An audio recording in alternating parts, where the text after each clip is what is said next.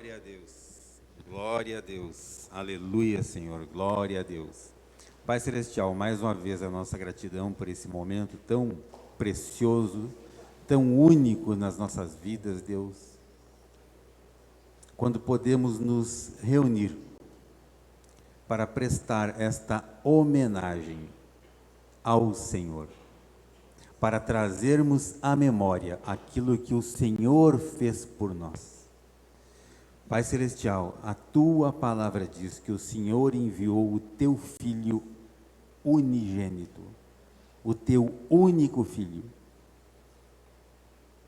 para que hoje nós, como filhos amados, porque cremos no sacrifício do Teu Filho, possamos estar aqui em liberdade, glorificando o Teu nome, orando, louvando, cantando com alegria no coração as maravilhas que o Senhor conquistou naquela cruz por nós, por cada um de nós. Pai Celestial, obrigado pelo sangue derramado naquela cruz. Obrigado pelo sangue que nos purifica do pecado. Obrigado, Pai, pelo perdão dos nossos pecados. Obrigado, Senhor, porque de uma vez por todas, o Senhor Jesus derramou o sangue precioso para que todos os nossos pecados fossem perdoados. Pai Celestial, é com alegria que nós cantamos, é com amor no coração que nós nos reunimos aqui, Senhor, como corpo, como igreja de Cristo Jesus, reunida nesta cidade. Mais uma vez, Senhor, seja o Senhor o centro, o motivo principal de estarmos aqui, Deus. Que cada um dos meus irmãos que hoje estão aqui possam ter este discernimento na sua mente, na sua vida, no seu coração, que o motivo principal de estarmos aqui, neste lugar, é o nosso Senhor Jesus. Amém, Senhor. Amém. Glória a Deus. Glória a Deus. Vamos aplaudir o Senhor mais uma vez.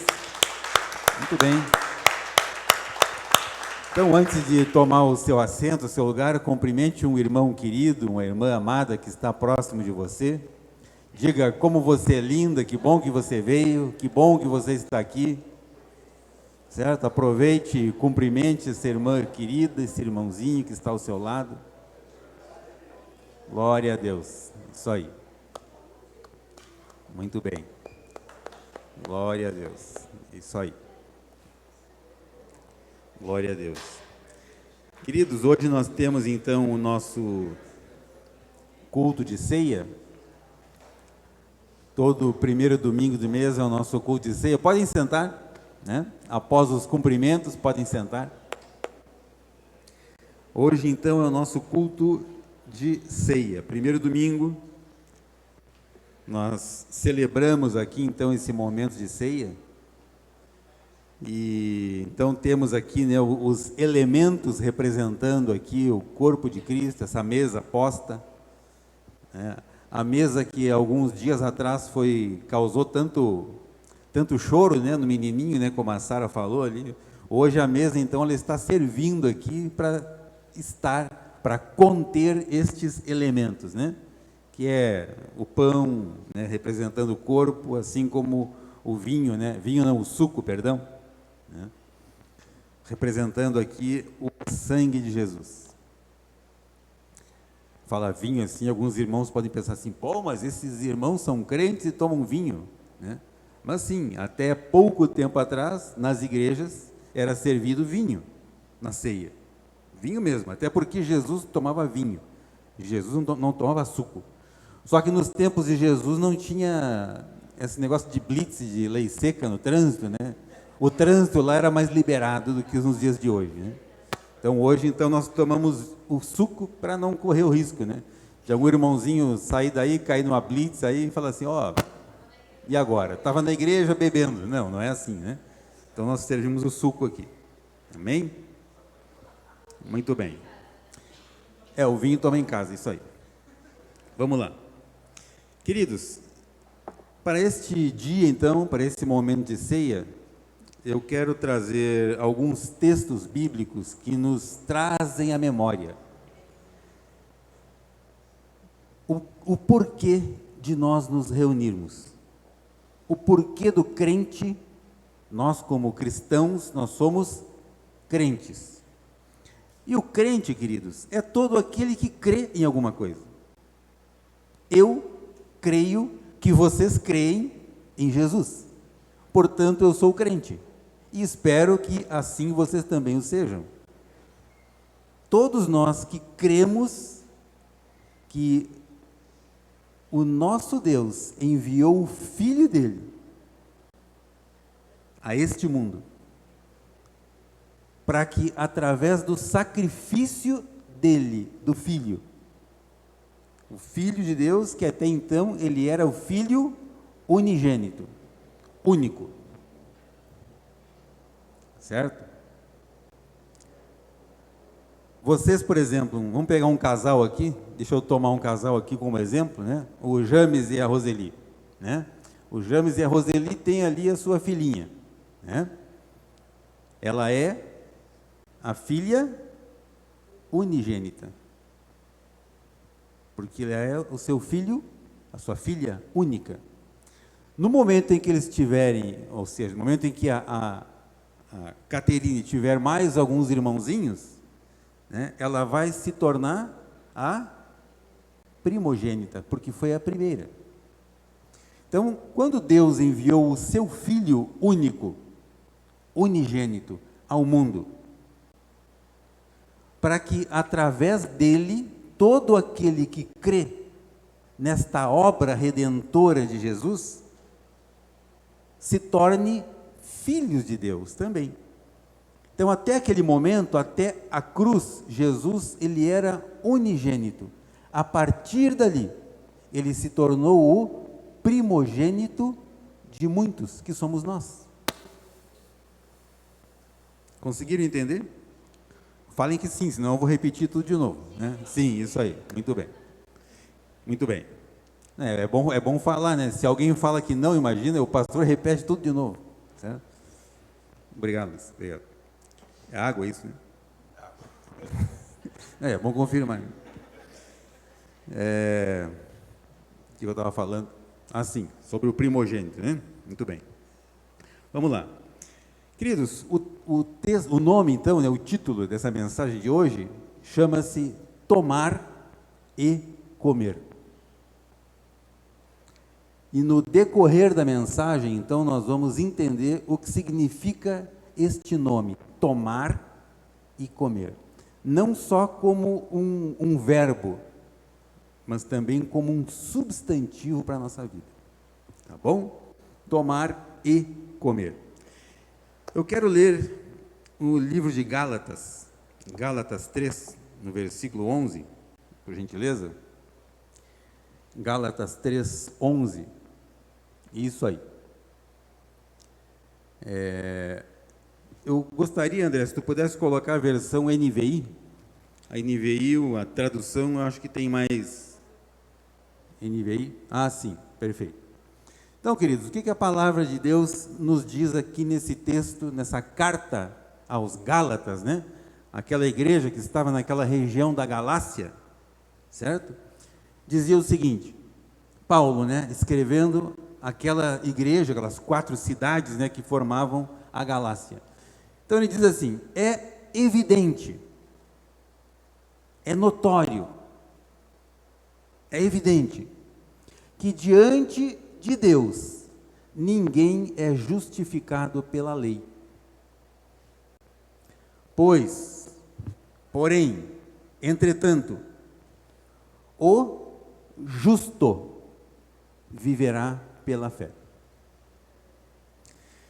Queridos, quando essa carta foi escrita, essas pessoas que faziam parte daquela região, né, Galácia, portanto, Gálatas, né, carta aos Gálatas, eles estavam vivendo momentos onde a lei imperava na cidade, né? Tipo olho por olho, dente por dente, né? Aquela coisa assim, né? E Paulo, então, ele escreve esta carta àquelas pessoas, aos Gálatas, e fala o seguinte: queridos, pela lei ninguém é justificado, pois o justo vive pela fé.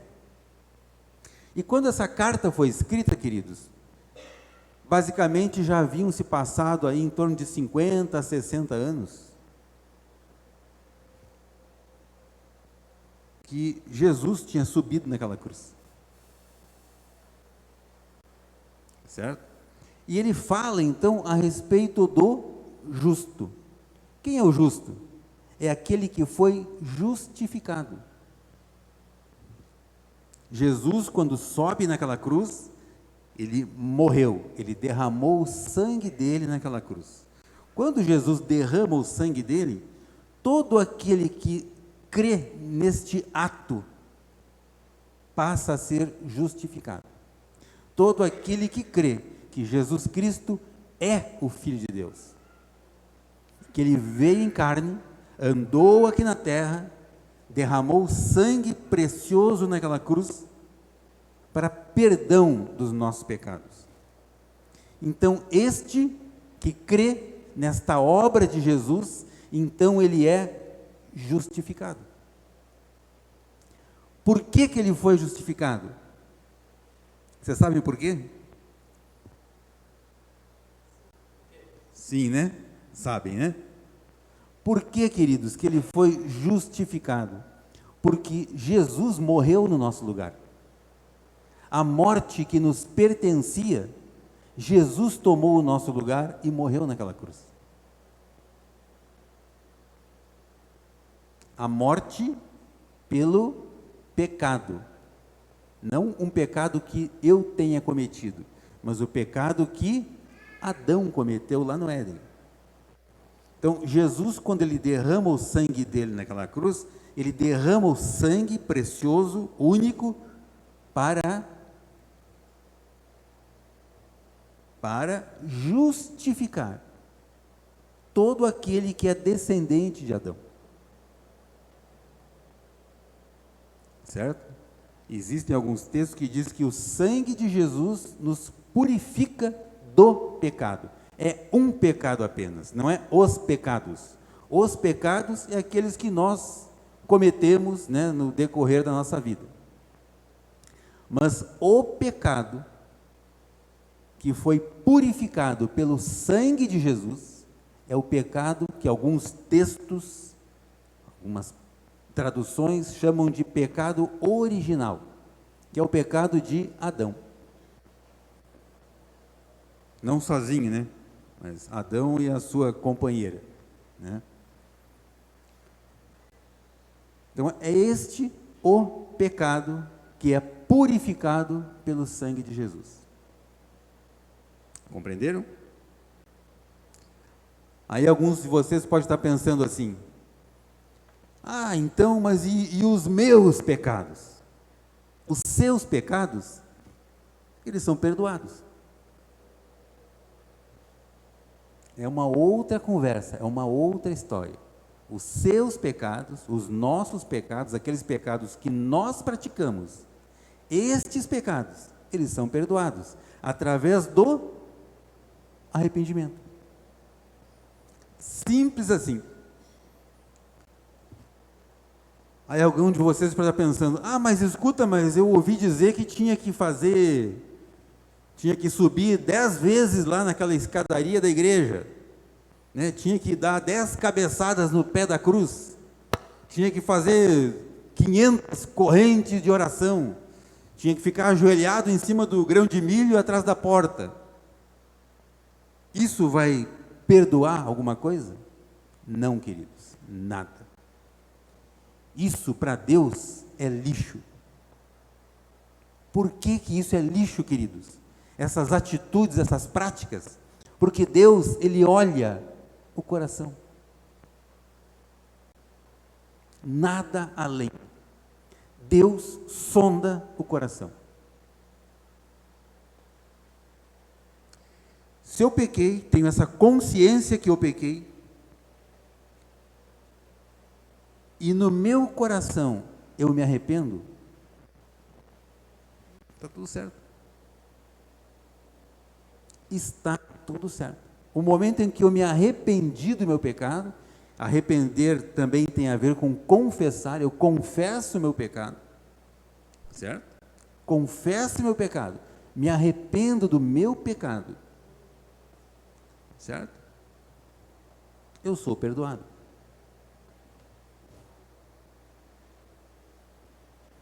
Que silêncio, né? Alguns podem estar pensando assim, poxa vida, mas e aquilo que eu já fiz na minha vida, você está falando isso, pastor, porque você não conhece a minha história, né? Tem gente que cometeu um pecado lá atrás e tal, e se alimenta disso, certo? Se alimenta disso, traz aquilo constantemente para a sua vida, fica se martirizando por isso. Queridos, uma vez que nós nos arrependemos, confessamos, e o confessar, existe algumas ocasiões em que nós vamos ter que confessar diante de Deus e diante dos homens. Diante dos homens, quem é? É aquela pessoa a quem eu pequei. Se possível, pedir perdão para essa pessoa. Se possível. Se não for mais possível, peça perdão diante de Deus. Esqueça. Esqueça. Porque Jesus fez isso. Se vocês tiverem curiosidade de procurar, de ler na Bíblia, quantas vezes Jesus cobrou depois que Jesus ressuscitou? Quantas vezes Jesus ficou lembrando os seus discípulos do que ele tinha feito? Nenhuma. Por quê? Porque ele sabia que já estava consumado. Está consumado. Ele não voltou para ficar cobrando de ninguém. Então, uma vez que foi assim com Jesus, pode ser também com a nossa vida. Não precisamos ficar lembrando do pecado. Não. Arrependeu, confessou, arrependeu, morreu. Certo, queridos? Vamos lá. Na sequência, no livro de Hebreus, capítulo 10. Hebreus 10. Hebreus 10, versículo 36. Hebreus 10, 36. Olha só, queridos, o que essa palavra está nos dizendo. Vocês precisam perseverar, de modo que, quando tiverem feito a vontade de Deus, recebam o que Ele prometeu. Vocês precisam, é necessário que isso aconteça. Vocês precisam perseverar, de modo que, quando tiverem feito a vontade de Deus, recebam o que Ele prometeu. E o que é fazer a vontade de Deus? É crer no seu Filho Jesus.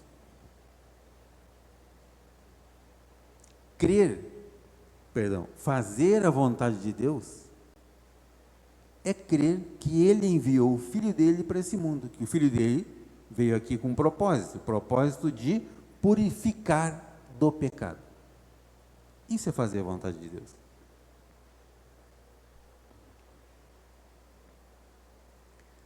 Algumas pessoas falam assim, escuta, mas para eu fazer a vontade de Deus, eu tenho que sair distribuindo alimento pelas cidades aí para os pobres. Alguns sim, outros não. Fazer a vontade de Deus é aquilo que Deus coloca no seu coração. Quando eu creio no sacrifício de Jesus, eu já estou fazendo a vontade de Deus. Agora, quando Deus pede para que eu faça alguma coisa, quando o meu espírito, em sintonia com o Espírito Santo, o meu espírito, em sintonia com o Espírito Santo, recebo então esta orientação de que Deus gostaria que eu agisse de alguma maneira, fizesse alguma coisa. Aí sim, eu vou lá então e realizo aquilo. Dessa forma, eu estou fazendo a vontade de Deus.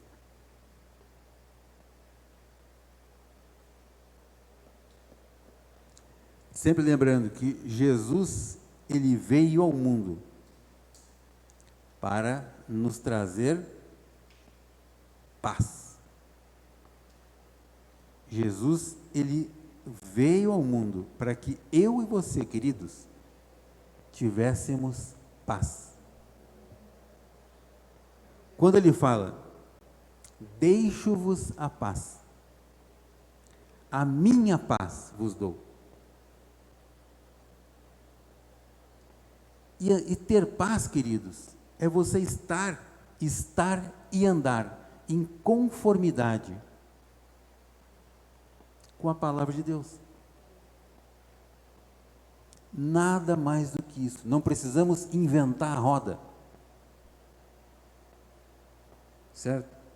Eu não preciso sair buscando um caminho para que eu seja abençoado. Não. Não. A palavra diz, ande pelo meu caminho, que já é um caminho abençoado.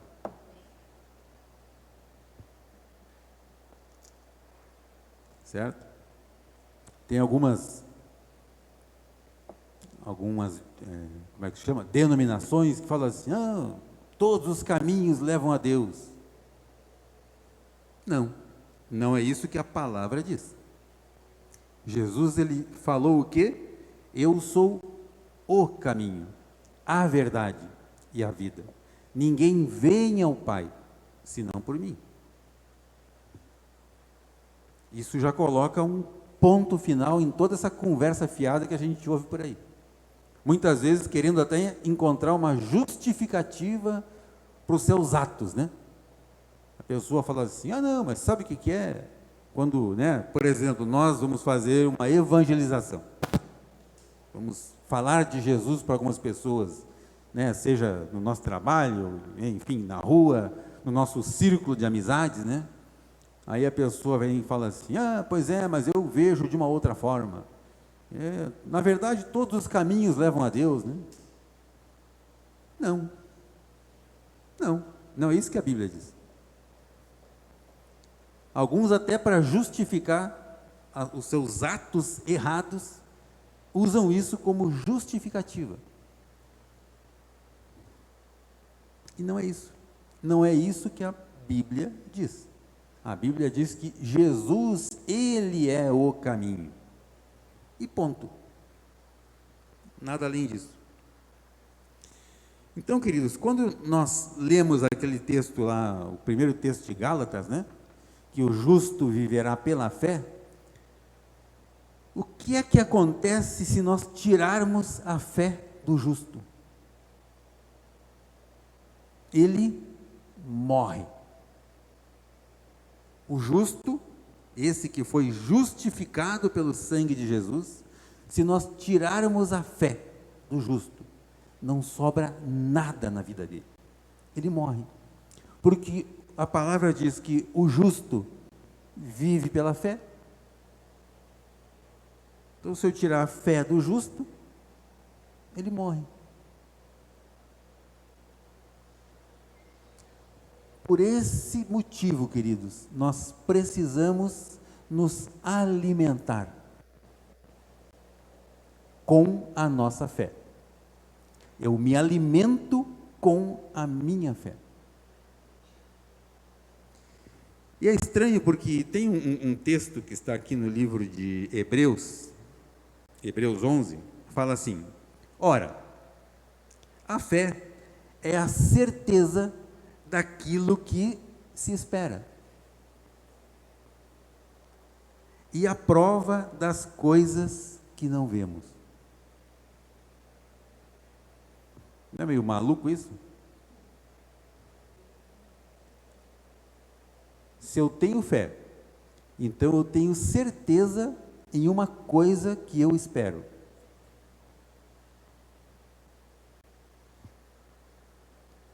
E a prova daquilo que eu ainda não vejo. Mas eu sei que isso vai acontecer.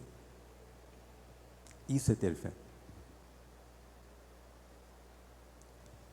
Eu tenho fé, portanto, eu tenho uma certeza no meu coração, eu tenho uma convicção naquilo que eu ainda não estou vendo, mas eu tenho fé que assim será. Eu tenho convicção de que assim será. Só pela minha vontade? Não. Mas por quê? Aquele em quem eu creio, aquele em quem eu amo, ele falou que seria assim. Ele falou que seria assim. Só para citar, queridos, há um tempo atrás, né, eu fui diagnosticado com um pequeno problema, né, numa região chamada couro cabeludo, que muito embora não tenha mais cabelo, ainda continua com esse nome, né?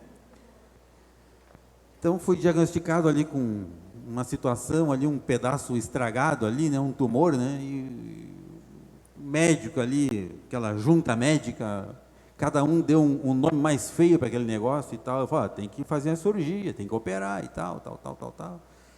E a cirurgia vai ser assim. Aí, poxa vida, e agora? Fazer o quê? Né? Ok. A minha esposa estava comigo num hospital lá, né? Hospital, inclusive, que é o hospital de câncer, né? O Hospital Erasto Gerter, aqui em Curitiba. Lugar terrível, né? Quem já esteve lá dentro daquele lugar lá, sabe disso, né? Horrível.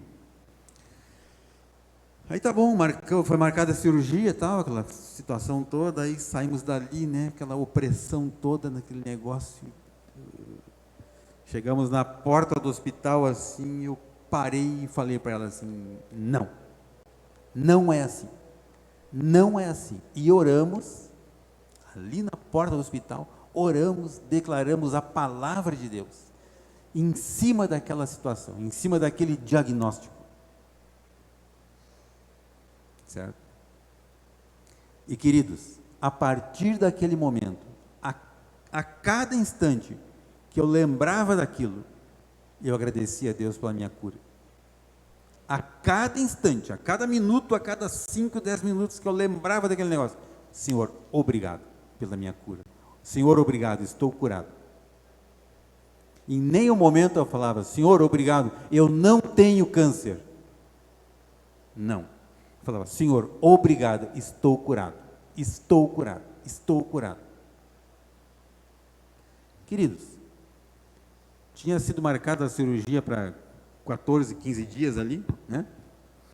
E aí saímos dali, né? Eu deixei a esposa em casa e tal e fui viajar. 8 dias depois, aquele negócio simplesmente não existia mais. Aquilo foi se desmanchando, sumiu, desapareceu. Aí, como tinha sido marcada a cirurgia, através, né, inclusive de um casal de amigos lá, né, que trabalhavam no departamento lá, médicos, né? Aí então eu fui lá nesse dia para dizer, ó, muito obrigado, mas estou curado. Aí veio o pessoal, falou assim, na hora da cirurgia, né, para preparação e tudo, eu falei, olha, não precisa mais fazer a cirurgia. Ah, mas como assim? Falei, não tem mais nada. Não, mas está aqui, ó. Está aqui, o negócio está aqui, está dizendo que é isso. Eu falei, pois é, mas não é mais. Não, mas como assim? Não tenho mais. Tá, mas o que tu fez aí? Eu falei, eu orei e fui curado. Ah, mas como assim? Aí chama um, chama outro e tal, aí fala assim, permite pelo menos então que a gente faça uma biópsia aí para ver realmente se não tem mais nada. Falei, claro, fica à vontade. Aí foram lá, tiraram um pedaço lá, foi para o laboratório, nada, zero. Certo? Queridos, isso é ter fé. Isso é ter fé. Entendeu? Se eu saísse dali chorando, me lamentando né? O que teria acontecido? Teria que, na data da cirurgia, teria que ter voltado lá para fazer a cirurgia. Podia ter sido positivo ou não, né? Mas isso, queridos, é o que nós, cristãos, fazemos. Baseado em quê? Na nossa força? Não. Baseado em uma instrução que aquele em quem eu creio me deixou, que é a palavra. E a palavra diz que todo aquele que nele crê não perece.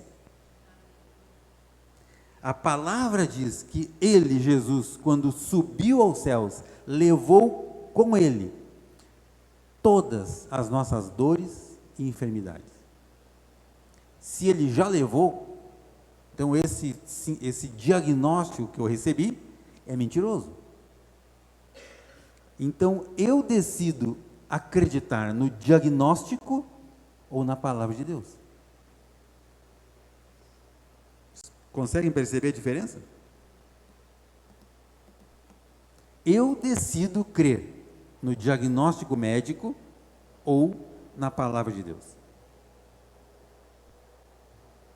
Simples.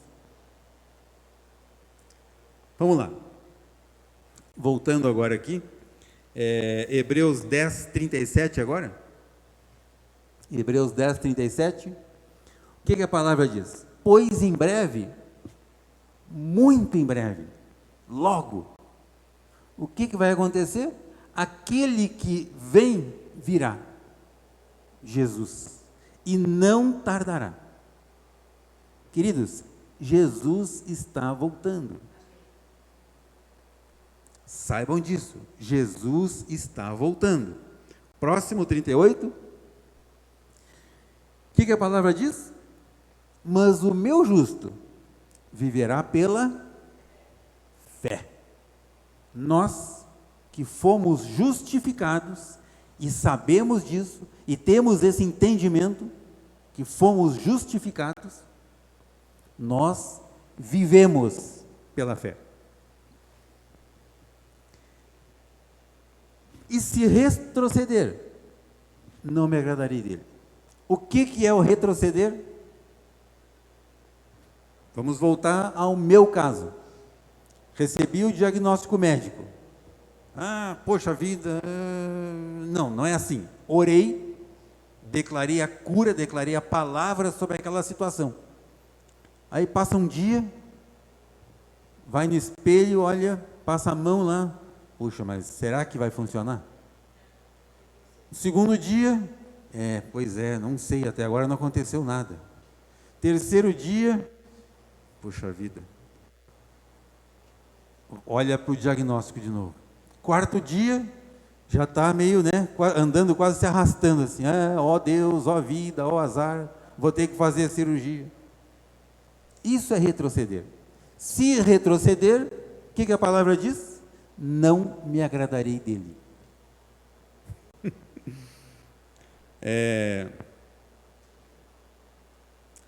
38, Hebreus 10, 38. Vamos lá. Hebreus, capítulo 10, 38. Isso eu tinha lido, perdão, 39 então, desculpe. 39. Nós, porém, igreja, corpo, porém, não somos dos que retrocedem. Nós não somos daqueles que retrocedem. Certo?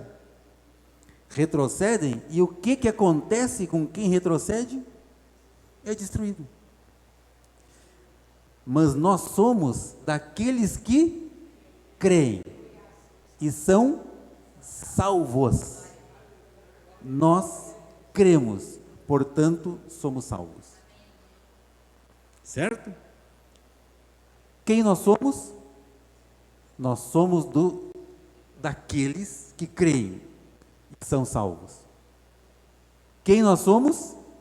Dos que creem e são salvos. Amém. Glória a Deus.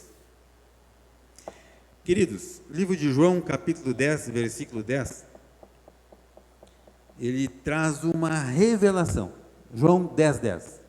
Diz o seguinte: o ladrão vem apenas para roubar, matar e destruir. Eu vim, Jesus falando, eu vim, Jesus, para que tenham vida, e tenham vida plena, tenham vida abundante. Queridos, quem é este ladrão a qual Jesus está se referindo? Ele está se referindo a Satanás, ou diabo, né? O nome Satanás, ele significa opositor. Satanás, ele é um opositor. Opositor do que, queridos? Opositor da palavra. Então ele vem como um ladrão que rouba a fé na palavra. E quando isso acontece, ele destrói a nossa vida. O nome diabo, Satanás, opositor, certo? O nome diabo, ele é conhecido também como um difamador.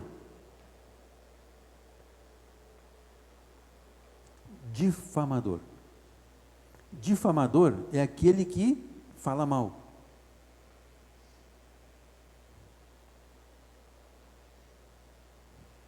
Que silêncio, hein? Difamador é aquele que fala mal.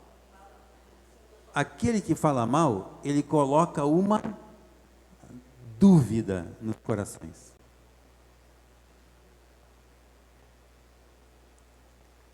E a própria Bíblia diz que não existe fé e dúvida ocupando o mesmo espaço. Ou eu tenho fé, ou eu tenho dúvida. É como água e óleo, né? Não ocupam o mesmo lugar, né? Então, se o diabo ele é um difamador, diabo é aquele que fala mal. Fala mal do colega de trabalho, né? Fala mal da palavra. Fala mal da palavra de Deus. Fala mal de quem crê na palavra de Deus. Fala mal de quem prega a palavra de Deus. Certo? Portanto, aquele que fala mal é alguém que está sendo usado pelo diabo. Algumas semanas atrás nós falamos em uma mensagem aqui sobre alguém que estava à beira do caminho, né? Alguns devem lembrar disso, né? E por que é que Jesus pediu para chamarem aquele cego que estava assentado à beira do caminho? E a palavra diz que ele estava mendigando. Porque como ele estava à beira do caminho, se Jesus abençoasse a vida dele, Satanás vinha e roubava a bênção. Vocês lembram disso? Que bom. Porque é exatamente assim que funciona.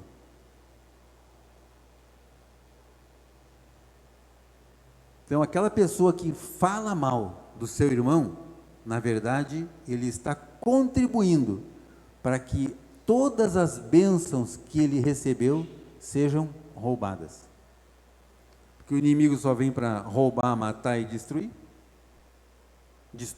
Destrói, inclusive, os nossos sonhos. Toda pessoa, queridos, que fala mal do outro, a palavra diz que ele está sendo usado pelo diabo.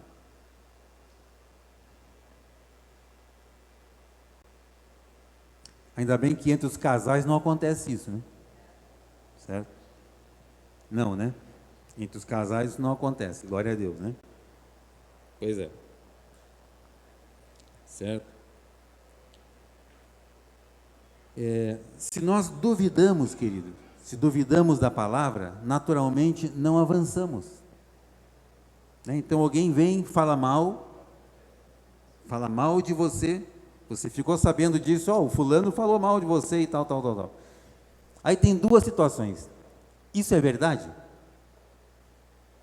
Se isso é verdade, eu preciso consertar. Se isso não é verdade, eu não tenho nem que me preocupar.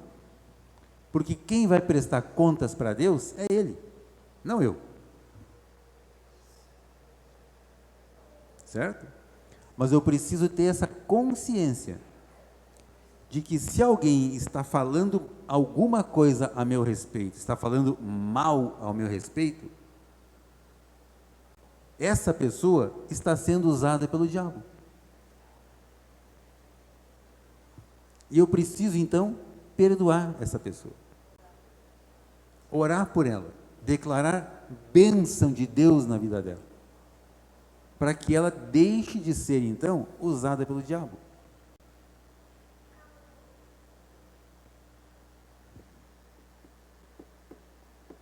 Queridos, e como isso é uma coisa presente. Tem regiões onde as pessoas têm esse hábito de, sabe, um falar mal da vida do outro. Pode ser inveja, pode ser sei lá o quê. Ainda bem que na igreja isso não acontece, né? Glória a Deus por isso, né? Glória a Deus por isso. Na igreja, essas coisas já foram consertadas, né? Isso não acontece mais. Mas nós precisamos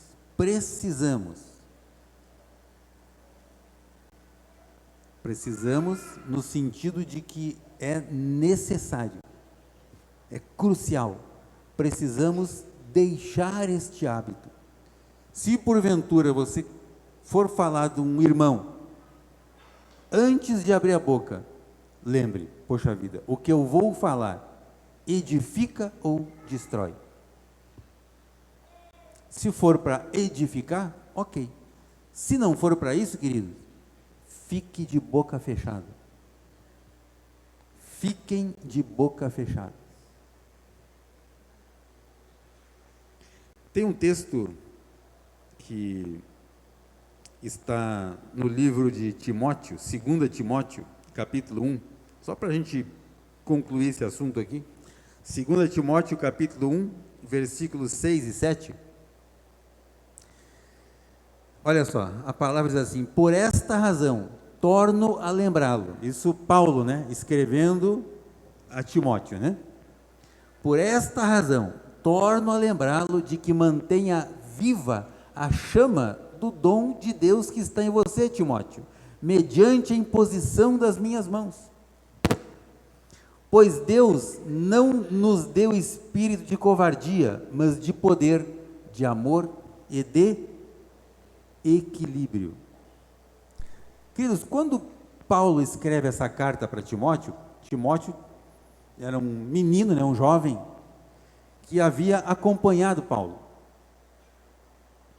durante algumas viagens, né?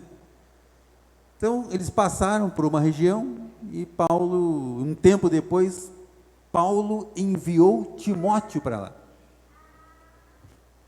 E Timóteo chegou lá, um menino, e as pessoas esperavam pela uma pessoa mais idosa, mais capacitada, né? Mais capacitada do que um menino, né? E eles ficaram questionando a pessoa de Timóteo. Ficaram jogando dúvidas quanto à capacidade dele de conduzir aquela igreja. Aí Paulo vai então e escreve essa carta para Timóteo, falando exatamente isso para ele, certo? Não dê ouvidos para essas conversas que estão falando a seu respeito, porque você foi um ungido pela imposição de mãos. Quem impôs as mãos sobre a vida de Timóteo? Paulo. Não foi qualquer pessoa, queridos, foi Paulo. Paulo enviou Timóteo. Só que eles não receberam Timóteo da forma como Paulo gostaria. Aí Paulo então escreve isso para ele. Por quê? Porque as pessoas estavam questionando Timóteo. Pô, mas peraí um pouquinho, mas esse jovem aí, o que esse jovem tem para nos oferecer? Esse jovem, será que ele é diplomado? Né? Será que ele tem mestrado? Será que ele tem doutorado nisso que ele está fazendo? Será que ele tem teologia? Para vir aqui querer nos ensinar a palavra? Certo? Ele era um jovem.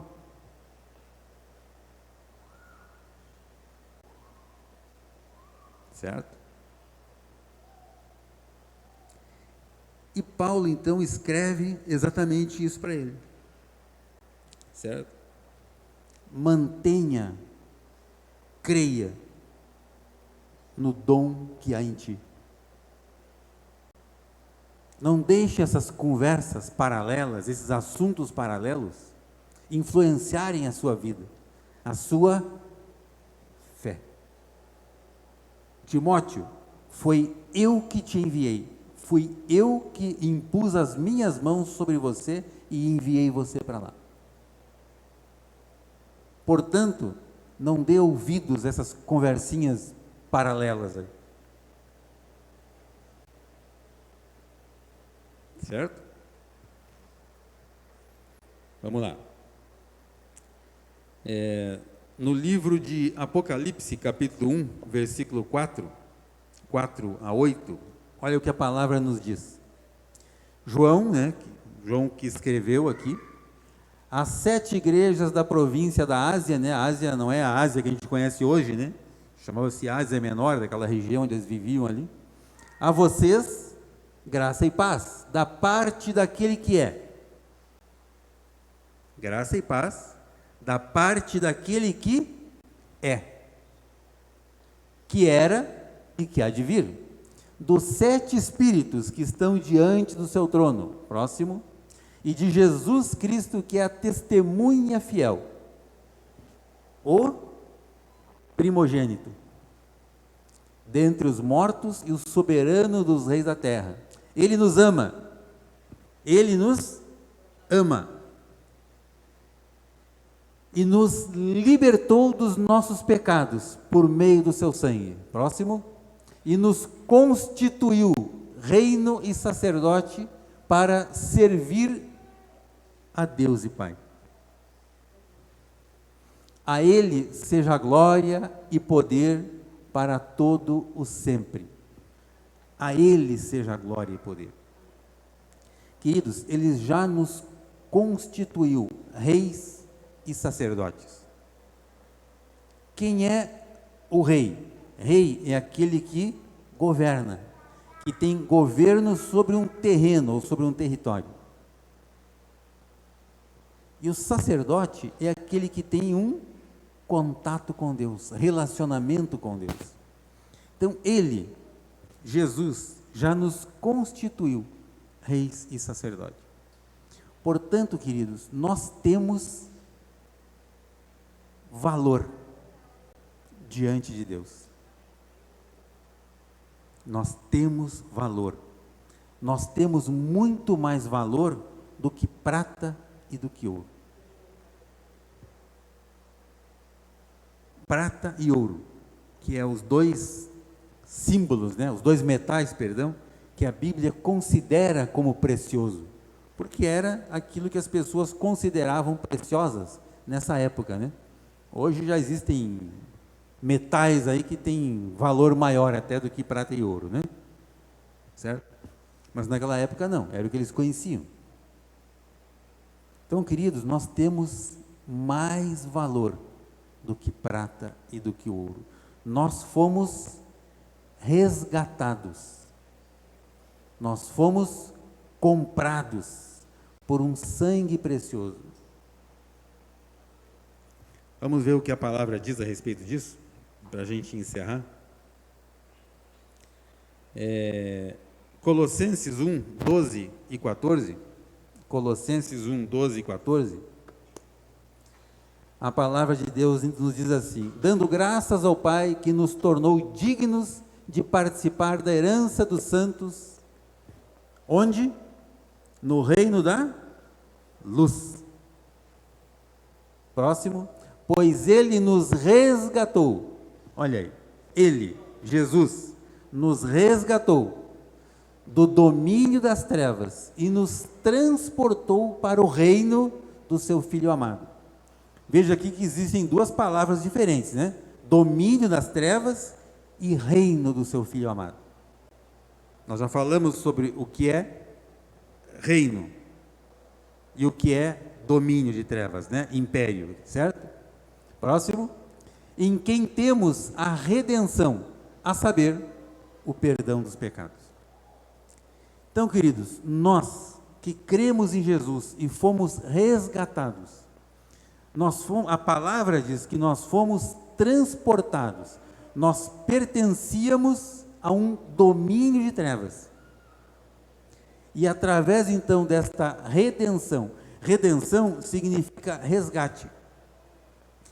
Resgate através de um pagamento. Qual foi este pagamento? O sangue de Jesus. O sangue de Jesus que nos resgatou. E Ele então, através deste resgate, Ele nos transportou de um domínio, de uma condição de domínio de trevas, e nós somos então transportados para o reino do seu Filho amado, Jesus. Através disso, através deste pagamento, sangue, certo? Mateus 26, 26. Mateus 26, 26. Olha o que a palavra nos diz, queridos. Enquanto comiam, Jesus tomou o pão, deu graças, partiu e deu aos seus discípulos, dizendo: tomam e comam. Isto é o meu corpo. Qual foi o título que eu falei da mensagem de hoje? Tomar e comer. Tomar, queridos, significa receber. Eu ouço a palavra e eu recebo a palavra no meu coração. Eu tomo isto para mim. Lembra que eu falei lá no começo que íamos falar a respeito disso, não só como verbo, né? Mas também como um substantivo na nossa vida? Tomar significa receber. Eu ouço a palavra e eu recebo a palavra no meu coração. Eu tomei. E comer significa crer. Eu recebo isso e eu creio. Eu me alimento da palavra.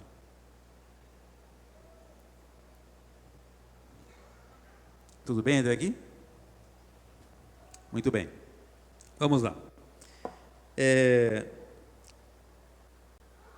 No livro de João, não precisa colocar ali, André, João capítulo 6, diz assim: o Espírito dá vida.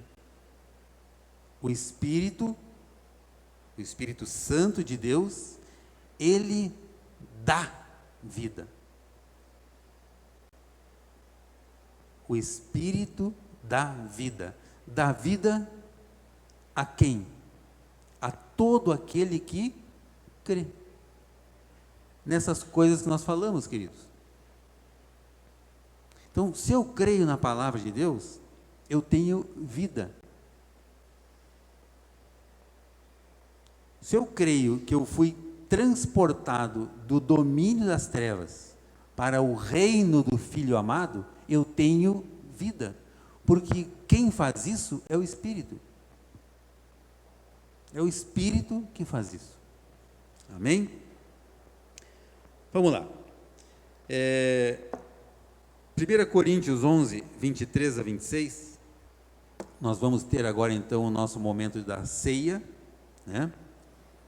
Para isso eu gostaria de convidar um casal aqui, o James e a Roseli, para nos auxiliar aqui para servir então a ceia. Enquanto isso, eu quero ler o texto que está aqui no livro de 1 Coríntios, capítulo 11, versículo 23 a 26. 1 Coríntios 11. Isso aí.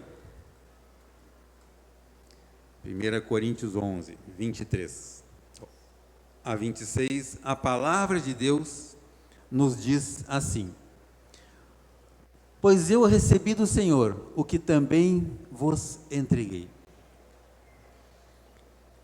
Que o Senhor Jesus, na noite em que foi traído, tomou o pão e, tendo dado graças, partiu e disse: isto é o meu corpo que é dado em favor de vocês.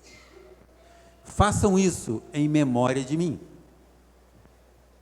Da mesma forma, depois da ceia, ele tomou o cálice e disse: este cálice é a nova aliança no meu sangue.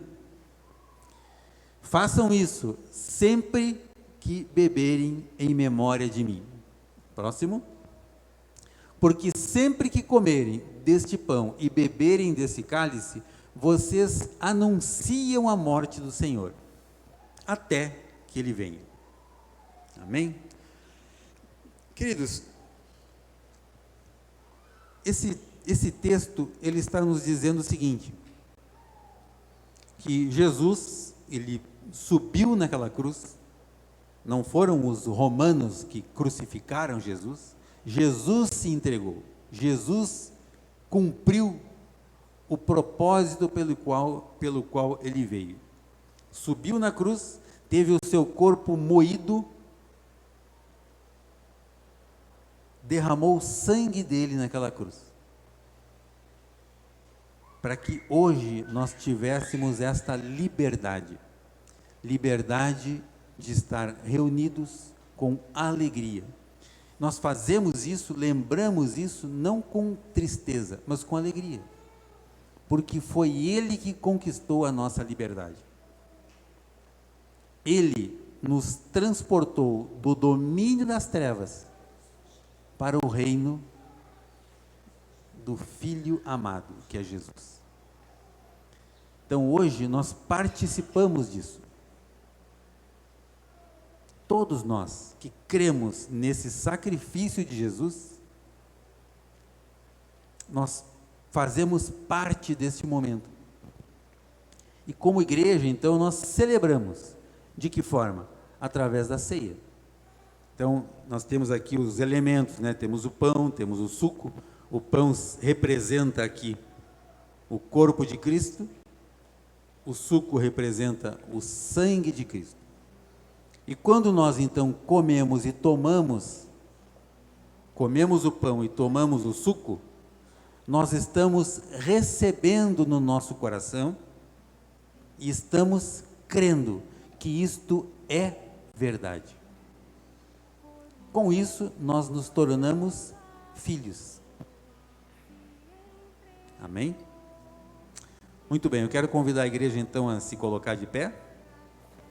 Eu gostaria que todos nós, isso, por favor, as crianças, todos nós nos servíssemos aqui de um pão, né, e do suco, e gostaria que a gente formasse depois aqui uma rodinha aqui, para que a gente ceasse juntos.